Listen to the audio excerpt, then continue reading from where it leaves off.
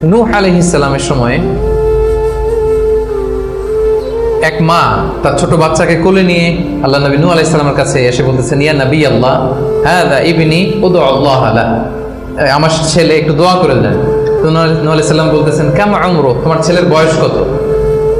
সে বলতেছে, সালাসুমি আসানা, 300 বছর। কোলের শিশু বয়স কত শুনতেছেন? 300 বছর। নূহ আলাইহিস সালাম বলে, তোমার কোলের শিশু 300 বছর বয়স, অবশ্যই দোয়া করব, আল্লাহ তার জীবনে বরকত দেখ। কিন্তু তুমি কি জানো, শেষ জামানার যে উম্মতরা আসবে তারা 60 থেকে 70-এর মধ্যে সব মরেই যাবে।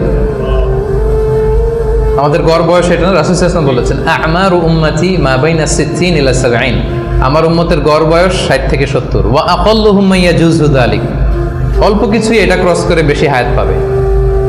80, 90, 100 এরকম হায়াত তো খুব কম না, রেয়ার কেস না। অ্যাভারেজ বয়স কত আমাদের? 60 থেকে 70।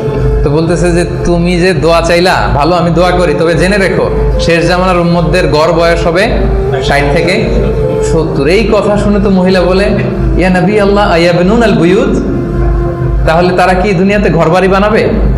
মানে 60-70 হলে তার ঘরবাড়ি বানানো লাগে না, কি বলেন? 60-70 এটা তো এমনি সেমনি গাছের নিচে একটু খেয়ে দেয়, সাঁতার কেটে ঘুরে ফিরে, তো এ তো এমনি চলে যাবে। তা এখন এই মহিলা